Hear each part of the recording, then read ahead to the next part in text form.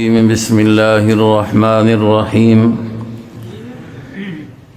قل أعوذ برب الفلق من شر ما خلق ومن شر غاسق إذا وقب ومن شر النفاثات في العقد ومن شر حاسد إذا حسد۔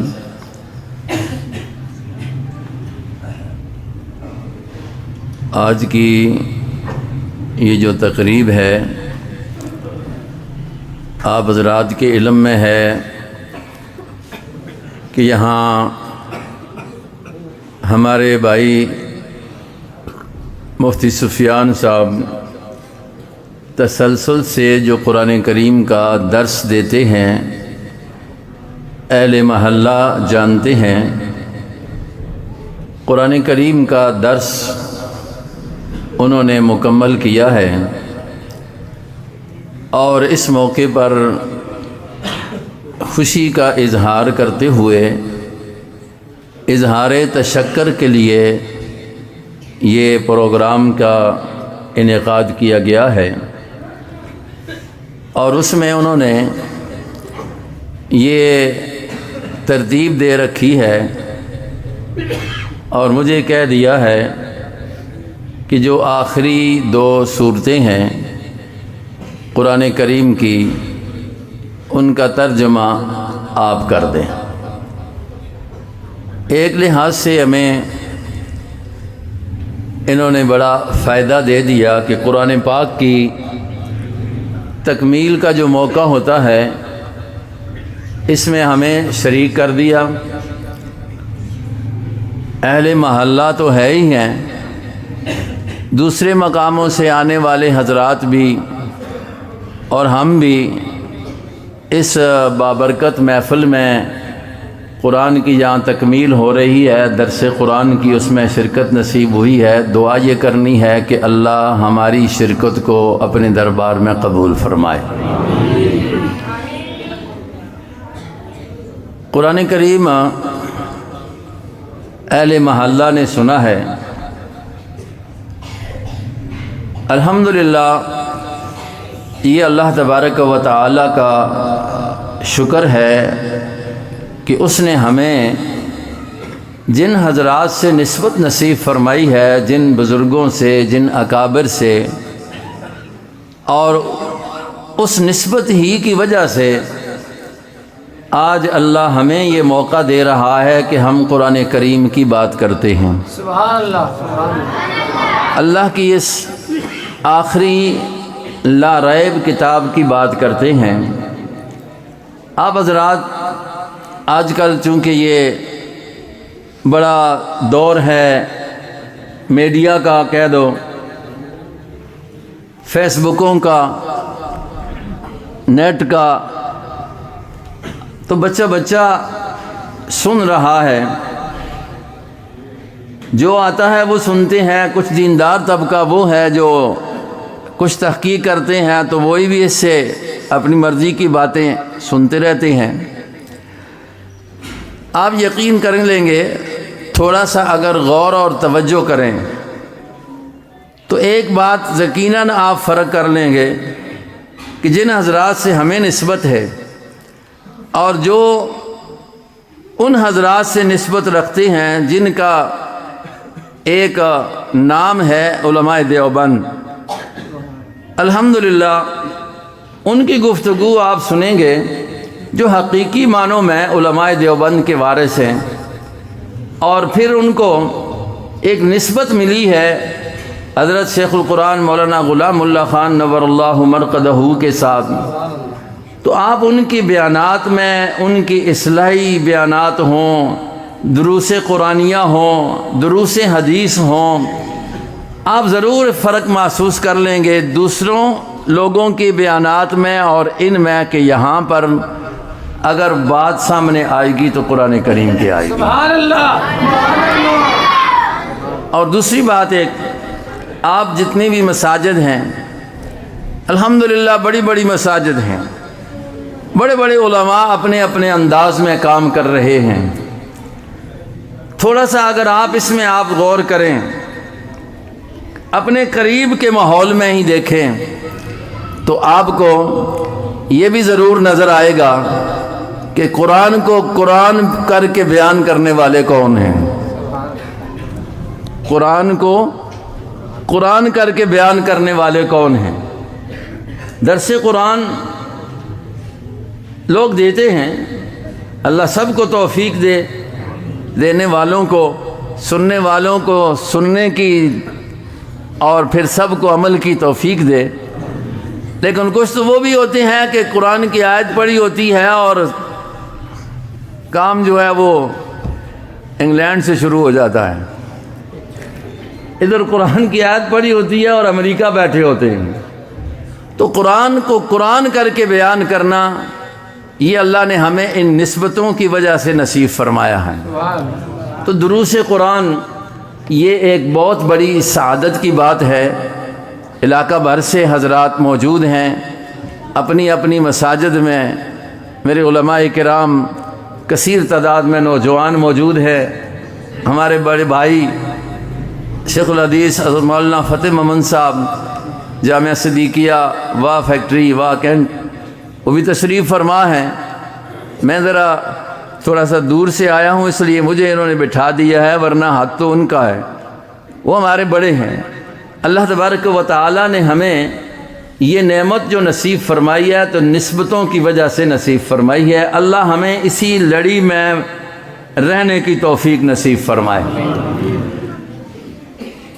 درس قرآن کی تکمیل پر چونکہ ابھی بیان بھی ہونا ہے، آپ حضرات منتظر ہیں، میں نے ابھی پوچھا ہے، میں نے کہا کہ حضرت بندیالی صاحب پہنچے ہیں کہ نہیں پہنچے، میں بات کو مختصر کروں تو کہہ رہے ہیں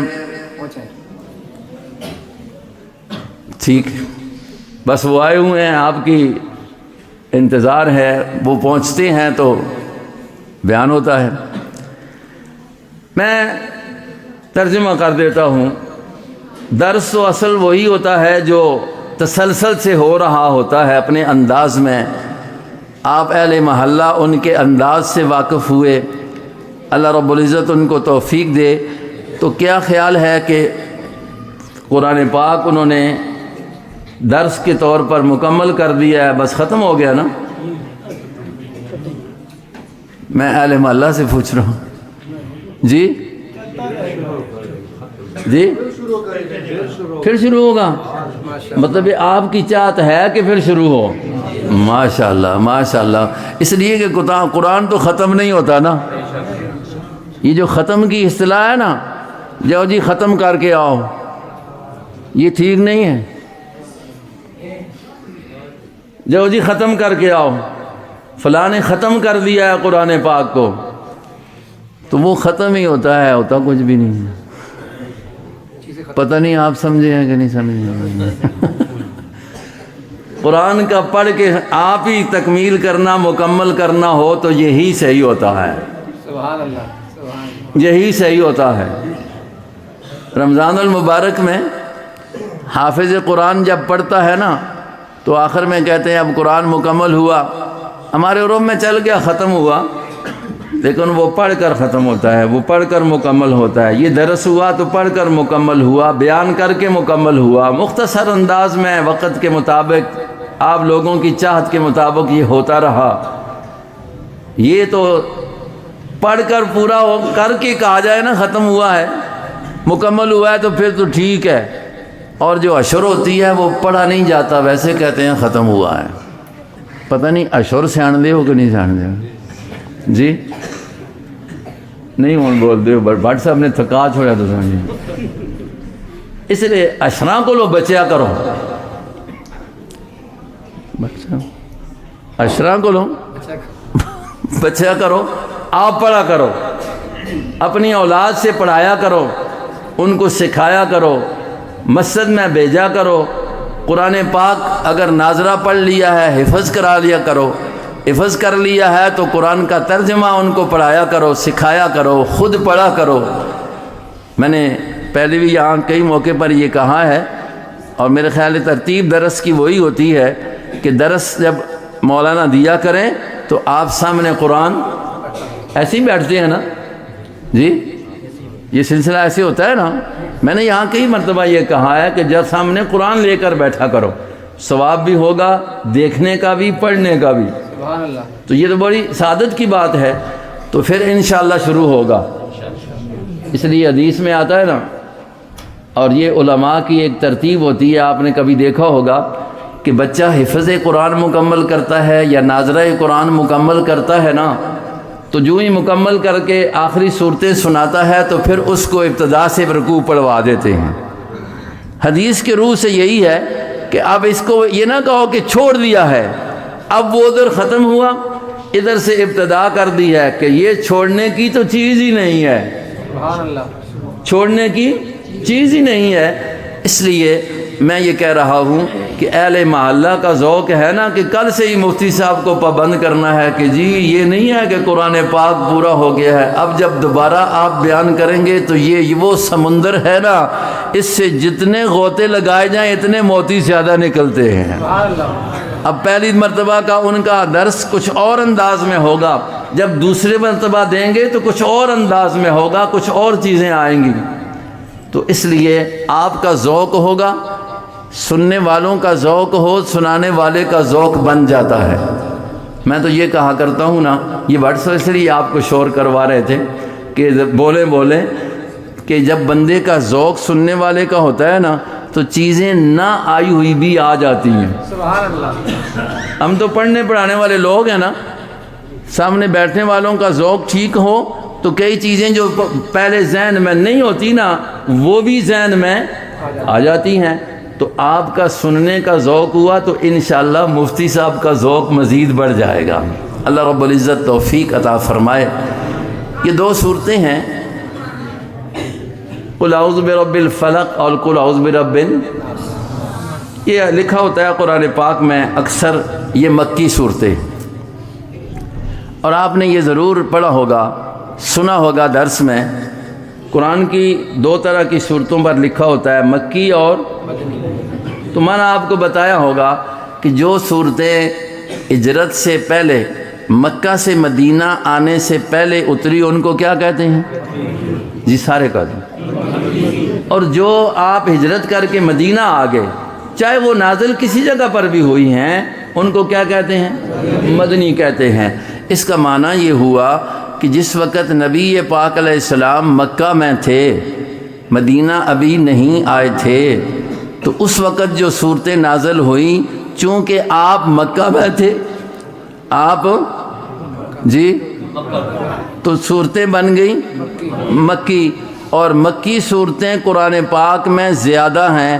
114 میں سے تقریباً 84 یا 85 صورتیں مکی صورتیں ہیں۔ تو مکہ میں تھے تو جبرائیل کہاں گئے؟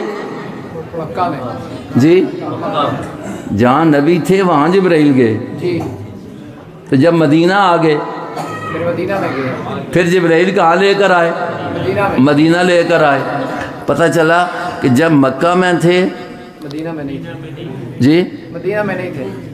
میری بات سمجھ آ رہی ہے؟ جب مکہ میں تھے تو، مدینہ میں نہیں تھے، اور جب مدینہ آ گئے تو مکہ میں نہیں تھے۔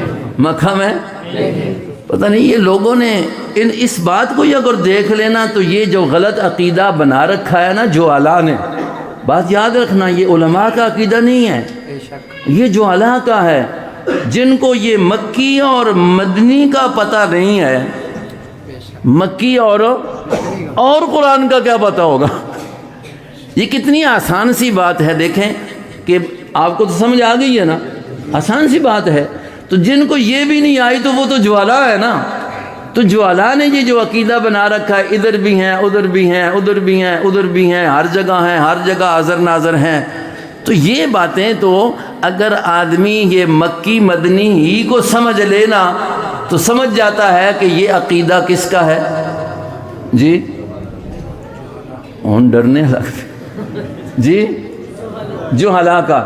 آپ تو جاہل نہیں ہیں الحمدللہ، آپ کو بات پتہ لگ گئی ہے نا۔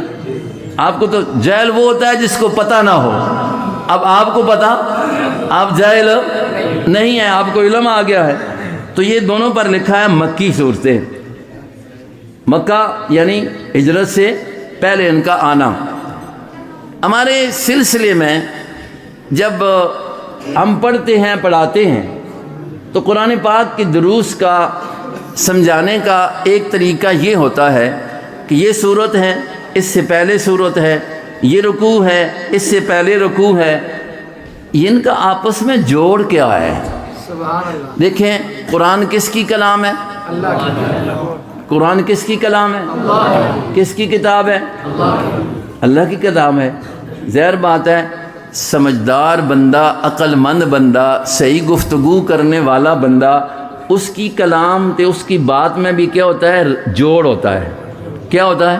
جوڑ ہوتا ہے. جوڑ ہوتا ہے. ربط کس کو کہتے ہیں؟ جوڑ ہوتا ہے. بیوقوف ہو تو کوئی کبھی ادھر دی کبھی ادھر دی، وہ تو بیوقوف اس کو کہتے ہیں. یار کوئی آتے نے لوگ ساڑھے آتے نے اور یار گلاں دا سر پیر ہی کوئی نہیں ہے، سو کبھی ادھر کی کبھی ادھر کی. تو قرآن تو اللہ کی کتاب ہے، اللہ کا کلام ہے، اس میں بالکل جوڑ ہے. اب انداز جوڑ اللہ رب العزت نے عجیب ہے، یہ جنہوں نے ہمیں بتایا ہے انداز جوڑ وہ بھی عجیب ہے، اپنا اپنا ذوق ہے. میں اس کا ایک دو لفظوں میں یہ چند صورتوں کا جو آپس میں جوڑ ہے نا وہ ذکر کر دیتا ہوں کہ دیکھیں اللہ کی کلام ہمیں کیا درس دیتی ہے. یہ اس سے پہلے صورت ہے یا قل یا ایھا جی مفتی صاحب نے بیان کر دی. دوسرے نمبر پر اذا جاء نصر اللہ والفتح. تیسرے نمبر پر آگے تبت یدا ابی لہب. تو ہمیں جو اپنے اساتذہ سے یہ چھوٹا سا یہ جملہ ہمیں ملا ہے، ہم نے تو اپنی طرف سے کبھی بات کہی نہیں نا. یہ اوپر سے جو سلسلہ چلتا چلتا آیا ہے نا ہم اسی کے اندر پروئے ہوئے ہیں. سبحان اللہ. سبحان اللہ. یہ بات یاد رکھنا، اپنی طرف سے کوئی بات نہیں، جو اوپر سے سلسلہ آیا ہوا ہے الحمدللہ ہم اس کے اندر پروئے ہوئے ہیں اور اسی لڑی میں رہنا چاہتے ہیں اور انشاءاللہ رہیں گے اور اسی میں خیر سمجھتے ہیں. تو اب دیکھیں قل یا ایھا الکافرون، اللہ کہتا ہے پیارے حبیب کو آپ ایک اعلان کریں. اعلان کا خلاصہ کیا ہے؟ دنیا والوں اور مکے والوں سن لو، اب نوبت یہاں تک پہنچائی ہے. تمہارا جو خیال تھا کہ شاید لچک ہو جائے، شاید لچک ہو جائے، سن لو اعلان، یہ لچک والی بات کبھی نہیں ہوگی. میں نے کبھی تمہارے پیچھے نہیں چلنا اور تمہارا حال یہ بن گیا ہے کہ دل تمہارے مور لگنے کی وجہ سے اتنے گندے ہو چکے ہیں کہ تم نے میرے پیچھے نہیں چلنا. تو جب یہ بات ہے تو پھر کہا قل یا ایھا الکافرون، ایسوں کو کہہ دینا اے کافرو، اے کافرو، میرے بارے میں جو تمہیں کچھ امیدیں لگی ہوئی تھی کہ لچک ہو جائے گی، سن لو نہ اب ہے نہ ہوگی. لا اعبد ما ولا انا عابد ما، نہ اب نہ. یہ نبی نیاز جو ہے نا، یہ جو اللہ نے بنائی ہے نا، اس بارے میں میرا فیصلہ سن لو کہ یہ تمہارے کہنے کے مطابق تمہارے بنائے ہوئے خداؤں کے سامنے کبھی نہیں جھکے گی، کبھی نہیں جھکے گی. نہ پہلے جھکی ہے، نہ اب جھکے گی، نہ اب. اللہ نے کہا جب آپ نے یہ اعلان کر کے ایسوں کو کہ جن کی جبین جو ہے وہ غیر اللہ کے سامنے جھکتی ہے، ایک کے نہیں 360 کے سامنے جھکتی ہے، ایک کے نہیں وہ کبھی سورج کے سامنے جھکتی ہے، ایک اللہ کے سامنے نہیں کبھی وہ نبی کے سامنے جھکتی ہے، ایک اللہ کے سامنے نہیں کبھی وہ شجر حجر کے سامنے جھکتی ہے، ایک اللہ کے سامنے نہیں بلکہ کبھی وہ حجر کے سامنے گھوڑے کے سامنے جھکتی ہے. ان کو کہہ دو کہ میری تو زبین ایسی نہیں ہوگی. میں تمہیں اس لیے کہتا ہوں کہ تم کفر کر رہے ہو اور کافروں سے میرا کوئی تعلق ربط نہیں ہے. کہا جب آپ یہ کہیں گے نا تو پھر میرے نبی دیکھیے کیسے مدد آتی ہے. اذا جاء نصر اللہ، پھر مدد آ گئی. لیکن مدد آئی ہے تو آپ نے کیا کرنا ہے؟ اکڑ کرنی ہے؟ نہیں نہیں، مدد کرنے والا کون ہے؟ اللہ. مدد کس کی طرف سے آئے گی؟ اللہ کی طرف. آپ توحید کا اعلان کھل کر کریں، شرک کی تردید کھل کر کریں، مدد میری ہوگی، لیکن مدد جب میری ہے تو تعریف بھی پھر میری ہونی چاہیے۔ سبحان اللہ سبحان اللہ۔ نبی کو کیا کہا ہے؟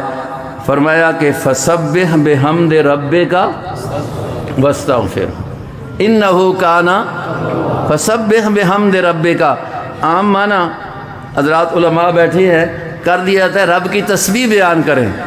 کچھ لوگ اس کا معنی یہ سمجھتے ہیں کہ یہ بس سبحان اللہ کہتے رہیں، نہیں، معنی یہ نہیں ہے۔ معنی اس کا یہ ہے کہ رب کی تنزیہ پاکی کو علل اعلان بیان کریں، سبحان اللہ لوگوں کو یہ کہیں کہ سبحان اللہ عما یشرکون، سبحان اللہ عما یصفون۔ یہ کچھ لوگوں کے سامنے آپ بیان کرتے جائیں اور ساتھ ساتھ پھر واستغفر ہو۔ اس بیان میں، اس پاکی کے لوگوں کے تک پہنچانے میں اگر کمی کوتاہی ہے تو اس پر رب ذوالجلال سے استغفار بھی کرتے رہیں۔ یہ اللہ تیرا حق تو نہ ادا کر سکے، یہ نبی کو حکم ہے۔ ہم کیا سکتے ہیں کہ ہم نے کب اللہ کی توحید کا حق ادا کر سکا ہے؟ واستغفر ہو۔ آپ جب اعلان توحید کھل کے کر چکے ہیں، کفار کو کافر بتا چکے ہیں، تو دیکھیے کافر تباہ ہوگا۔ تو مدد مجھ سے مانگ، استغفار کرتا جا، تیرا کافر دشمن جو ہے وہ تباہ ہوگا۔ نمونہ دیکھ کے لے تبت یدا ابی لہب وتب، سبحان اللہ سبحان اللہ کافر تباہ ہو جائے گا۔ سبحان اللہ۔ اب جب کافر کی تباہی کا فیصلہ آ گیا ہے تو میرے پاک پیغمبر پھر میری توحید کو ذرا اور کھول کے بیان کر دے، میری صفات کو بیان کر دے۔ قل هو اللہ، قل هو اللہ، پھر کہہ دے وہ اللہ ایک ہے، اللہ الصمد۔ اللہ، یہ ذرا سن لیا ہے نا؟ دیکھیں یہ ایک جوڑ ہے نا، یہ جوڑ ہے۔ اب کہا کہ جس وقت آپ کھول کر توحید کو بیان کریں گے نا، کھول کر، تو یہ دشمن تو تیری مدد تیرے ساتھ آ گئی ہے نا، اب یہ تیرے مقابلے میں تو نہیں آ سکیں گے، کھل کر تیرے مقابلے میں نہیں آ سکیں گے، لیکن ضرور بیٹھ کر تے گنڈے تویز تیرے خلاف کر سوں۔ اور کچھ نہیں کر سکتے تو کیا کر سوں؟ میں ایک اور گل آخنا ہونا قاری صاحب، اور کچھ نہیں کر سکتے تو اندر بیٹھ کر تیرے خلاف کتابیں لکھیں گے، لکھنا شروع کر دیں گے، چاہے تویزات کی صورت میں ہو، چاہے جو ہے وہ جادو کی صورت میں ہو، چاہے وہ تیری مخالفت کی صورت میں، جس سے اوروں کے دل میں تیرے خلاف وسوسہ آ جائے۔ اب وہ انسان بھی ہوں گے، شیطان بھی ہوں گے۔ اس لیے اس عمل سے بچنے کے لیے پھر رب کا دروازہ تھام لیجئے، کیونکہ سامنے دشمن آ جائے تو تلوار سے مقابلہ کر لیں گے، لیکن جو چھپا ہوا دشمن ہو اس کا کیا کریں گے؟ فرمایا اس کے لیے پھر یہ ہے کہ آپ رب کے دربار پر اپنے ہاتھ کو پھیلا کر کہہ دیجئے قل اعوذ برب الفلق، سبحان اللہ سبحان اللہ۔ میں تو اس کی حفاظت میں آنا چاہتا ہوں، مجھے اس کی حفاظت کی ضرورت ہے جو رب ہے، رب ہے، داتا ہے، پالنے والا ہے۔ الفلق، رب ہے الفلق، چیرنے والا، دانے کو پھاڑ کر اس سے اندر سے وہ کھیتی کو نکالنے والا، گٹھلی کو پھاڑ کر درخت انگور وغیرہ کھجور وغیرہ کو نکالنے والا، رات کے اندھیروں کو چیر کر صبح کے سویروں کو نکالنے والا، میں تو اس کی پناہ میں آتا ہوں، میں اس کی حفاظت چاہتا ہوں۔ من شر ما خلق، ہر اس شر سے جو اس نے بنائی ہے، ہر اس شر سے جو اس نے، تمام شرور سے میں اللہ کی حفاظت میں آتا ہوں۔ تو اپنی زبان بچے ہوئے کہ اللہ تو ہی تو رب ہے نا، اندھیروں کو دور کرنے والا، چاہے وہ اندھیرا حسی ہو، مانوی ہو، ظاہری ہو، باطنی ہو، اس اندھیرے سے اللہ، اے اللہ جب تو روشنی کو نکالتا ہے تو ایسے ہی اللہ جتنی شریں ہیں ان سے بھی مجھے نکال کر خیر کی طرف لے جانا تیری صفت ہے، تو میں تیری پناہ چاہتا ہوں ہر شر سے۔ خصوصیت کے ساتھ کچھ شریں بہت زیادہ نقصان دہ ہیں، ان میں سے وَمِن شَرِّ غَاسِقٍ اِذَا وَقَبَ، اندھیرے کی شر سے جس وقت وہ چھا جائے، اندھیرے کی شر سے جس وقت خوب وہ تاریکی لے آئے۔ کیوں؟ جب اندھیرا ہوتا ہے تو موذی جانور بھی نکل آتے ہیں، درندے بھی آ جاتے ہیں، اور اسی طریقے سے یہ دو ٹنگے چور بھی آ جاتے ہیں، یہ موذی بھی آ جاتے ہیں، کوئی چوری کی شکل میں، کوئی ڈاکے کی شکل میں، کوئی کس طرح نقصان دینے کی شکل میں۔ تو یا اللہ ان اندھیروں میں جتنی بھی شریں سامنے آتی ہیں میں اللہ ان سے بھی کیا کرتا ہوں؟ یہ کون پناہ مانگ رہا؟ کس کو سکھائی جا رہی ہے؟ نبی پاک علیہ الصلوۃ والسلام کو، اور ان کے ذریعے ساری امت کو۔ ہمیں بھی یہ کرنا چاہیے۔ وَمِن شَرِّ النَّفَّاثَاتِ فِي الْعُقَدِ، فرمایا کہ اے اللہ میں پناہ چاہتا ہوں نفاسات، وہ گروں میں پھونکیں مارنے والیوں کی، جماعتوں کی، یا ان نفوس کی، یا ان عورتوں کی شر سے جو گروں کے اندر پھونکیں مارتی ہیں۔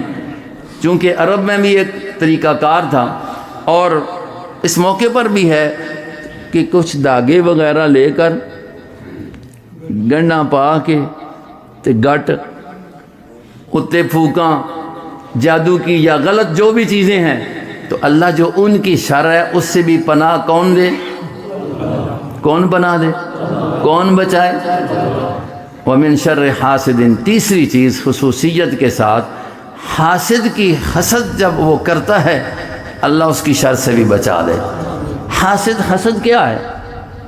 اندر کی آگ ہے، اندر کی وہ یہ ہے کسی نعمت کو دیکھ کر کسی کے پاس اندر کڑن پیدا ہو جائے، یہ اس کے پاس کیوں ہے، یہ اس کے پاس کیوں ہے، اس سے ختم ہو جائے۔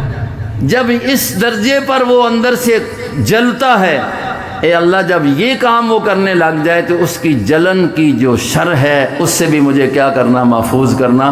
اس لیے کہ وہ بیچارہ جلتا ہے، ہوتا کچھ نہیں، تو بعض اوقات اذا حسد کی قید اس لیے ہے کہ بعض اوقات وہ اور طریقے سے حملہ آور ہو جاتا ہے، اور طریقے سے نقصان دینے لگ جاتا ہے۔ تو حسد یہ اندر کی بیماری ہے، یہ بہت بڑی گندی بیماری ہے انسان کے لیے، ہمارے اندر نہیں ہونی چاہیے۔ بات سمجھ آ گئی؟ ہاں، کسی کے پاس اچھائی دیکھو تو ضرور کہو یا اللہ یہ اچھی چیز مجھے بھی نصیب فرما، اس میں اس کے لیے برکتیں رکھ، مجھے بھی نصیب فرما۔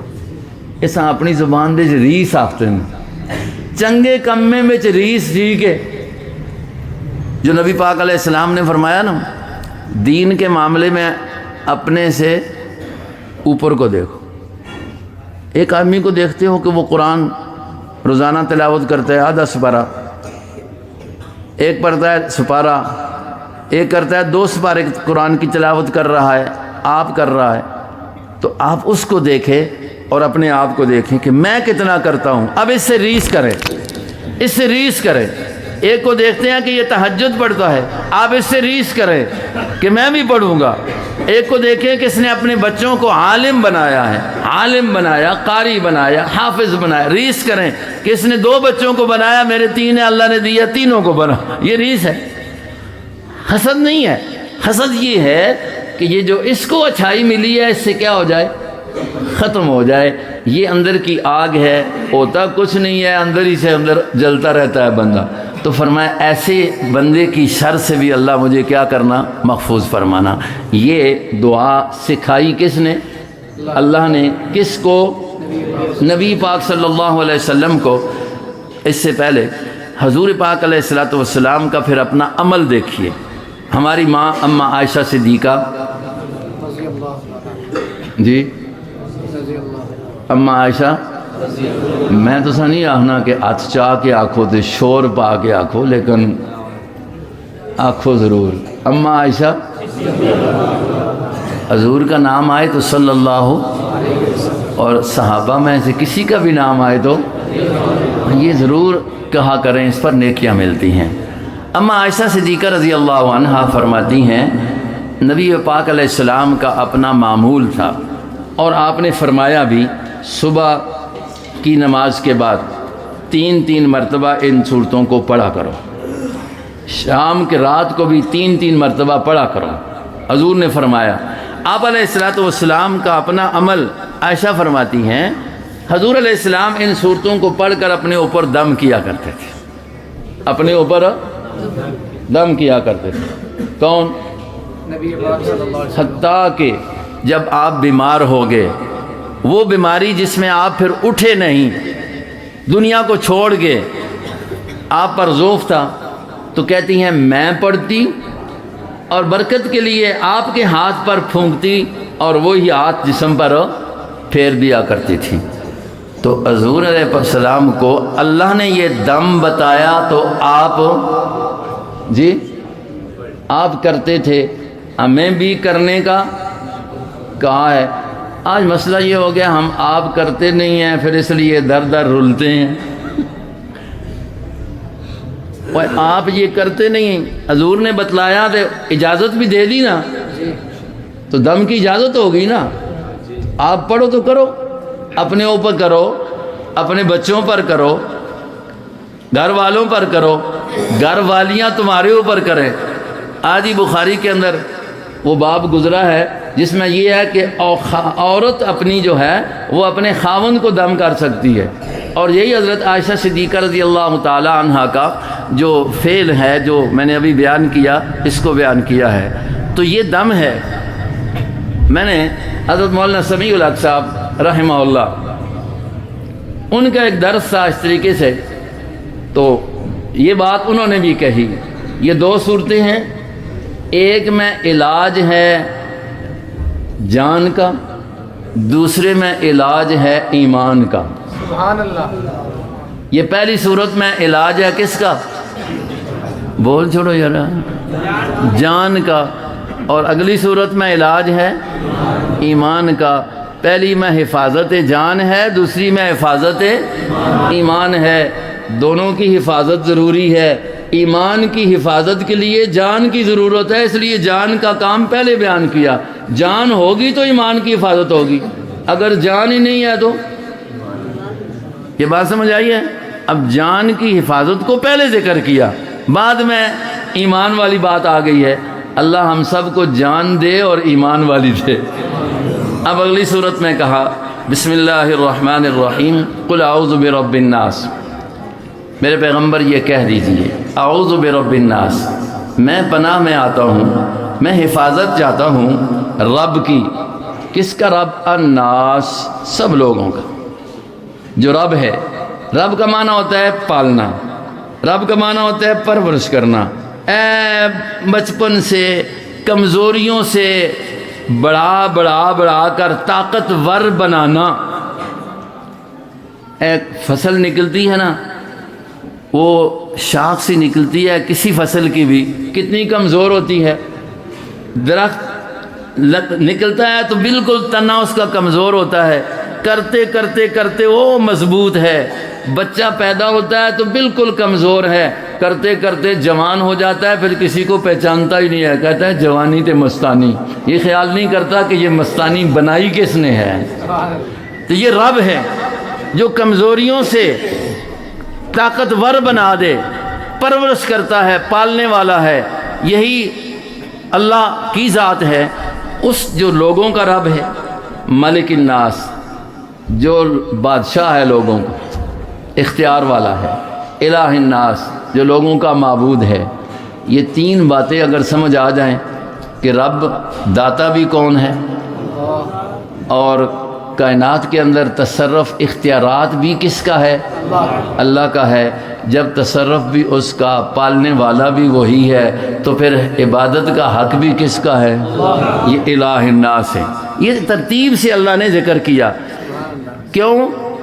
دیکھو پچھلی صورت میں ایک بات کہی ہے رب الفلق، آگے 3 باتیں خصوصیت کے ساتھ ذکر کی جن سے بچنا ہے، اور ایک رب کی صفت لا کر کے اس سے پناہ لینی ہے۔ یہاں پر 3 صفتوں کو ذکر کیا، ایک وہ چیز ذکر کی جس سے بچنے کی ضرورت ہے، جس سے خطرہ ہے۔ پتہ چلتا ہے کہ یہ خطرے والی چیز جو جہاں بیان ہوئی ہے، جو ایمان کے لیے خطرناک ہے، وہ زیادہ مضبوط تھی، اس لیے اللہ کی 3 صفتوں کو اللہ نے بیان کر دیا۔ رب الناس، پالنے والی ذات، کون؟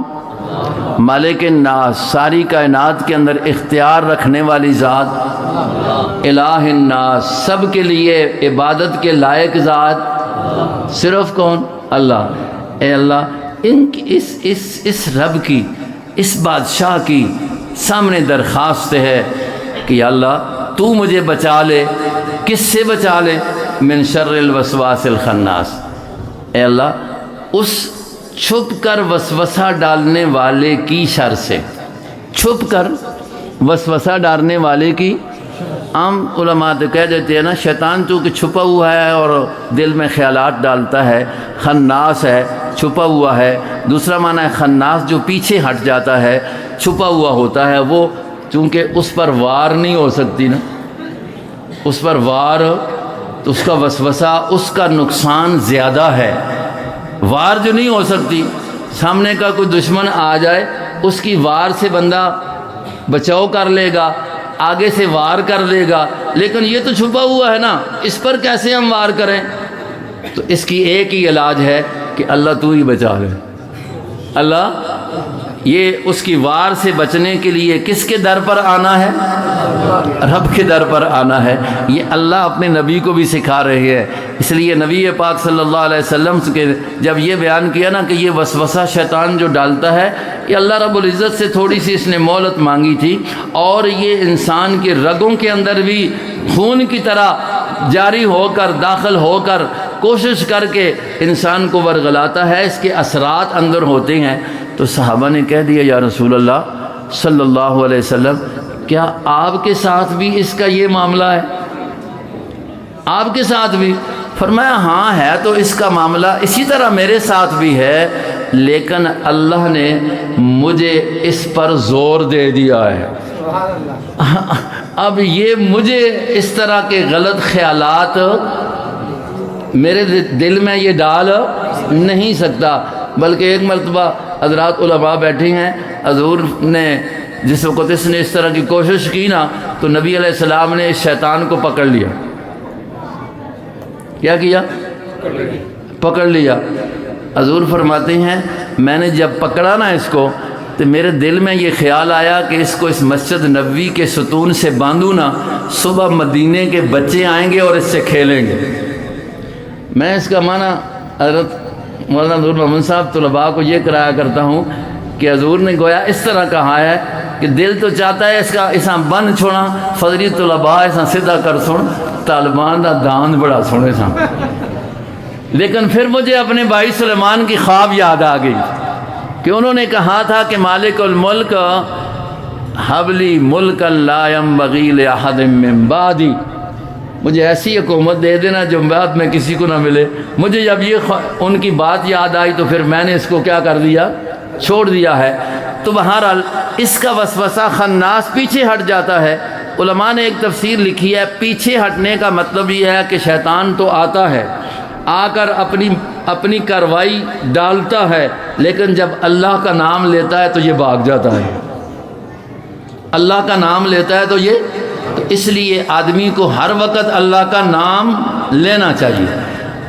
اللہ کا ذکر اللہ اکبر کی صورت میں، استغفر اللہ کی صورت میں، سبحان اللہ کی صورت میں، الحمدللہ کی صورت میں، لا الہ الا اللہ کی صورت میں، ہر وقت یہ انسان کی زبان پر ہونا چاہیے، یہ ذکر ہونا چاہیے نا۔ ہاں، قیاما وقعودا وعلی جنوبہم، تاکہ شیطان کو موقع نہ ملے نا۔ اگر تھوڑے وقت کے لیے آپ محفل کر لیں گے ذکر کی، تو باقی سارا وقت اس کے لیے چھوڑ دیں گے تو وہ تو کارروائی ڈال لے گا۔ پتہ نہیں میری گل سمجھے ہو کہ نہیں سمجھے؟ بھائی اس کو موقع نہ دو، اذکر اللہ ذکرن کثیرا، اس کو موقع ہی نہ دو۔ 1 گھنٹہ 2 گھنٹے کی بات نہیں ہے، وہ اس کو ہر وقت موقع اس کو اللہ نے دیا کہ وہ اس کو مہلت دے دی ہے۔ آپ ہر وقت اپنی زبان پر اللہ کی یاد رکھیں، دل میں اللہ کا دھیان رکھیں۔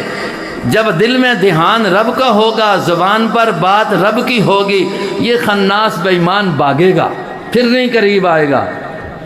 حدیث میں آتا ہے جب بندہ اذان دیتا ہے، یہ حدیث تو سنی ہوگی آپ نے، تو جہاں جہاں تک اذان کی آواز جاتی ہے وہاں وہاں تک شیطان اتنے دور بولو نا، اور وَلَهُ ذُرَاتٌ، وَلَهُ، اب اس کا معنی اب میں پٹھانوں کی زبان میں کرا، وَلَهُ ذُرَاتٌ، بس وہ ہوا مارتا ہے اور بھاگتا ہے۔ اللہ کے نام جہاں آ جائے شیطان وہاں نہیں رہتا، یہ خناس ہے، یا اللہ اس کے وسوسے سے بھی بچا لیں۔ آگے فرمایا الذی یوسوس فی صدور الناس، جو لوگوں کے دلوں میں کیا ڈالتا ہے؟ نماز ہو، آپ کو تو نہیں وسوسے آتے ہوں گے نا، آپ پکے نمازی ہیں، لیکن یہ ہے تو بڑا تیز، نمازیوں کو پہلے تو لوگوں کو آنے نہیں دیتا، جو آ جائے نا تو ان کو پھر جانے نہیں دیتا، اپنا کام ضرور کرتا ہے۔ یہاں آ گیا دکاندار، پہلے تو آتا نہیں، گاہک چلے جائیں گے، اللہ نے توفیق دی آ گیا نا تو یہ کہتا ہے اس کو کیسے گمراہ کرے، تو اب اس کا پورا حساب و کتاب نماز میں کروا لیتا ہے، نماز ادھر رہتی ہے، یہ حساب کر رہا ہے۔ تو سنال تو یہ گل نہیں نا جی، نہیں بولنا، آپ کو تو اس طرح نہیں ہوتا کہ نماز میں کھڑے ہوں اور آپ کھڑے ادھر ہوں اور چل پھر ٹیکسلا میں رہے ہوں، بازار میں چل پھر رہے ہوں، ایسا تو نہیں ہوتا جی؟ ہوں سچ کوئی نہیں دسنا نے ویکھ کے نو، ہاں الذی یوسوس فی صدور الناس من الجنۃ والناس، یا اللہ وہ وسوسہ ڈالنے والا جنوں میں سے ہو یا لوگوں میں سے ہو۔ شیطان نسلی طور پر کن سے ہے؟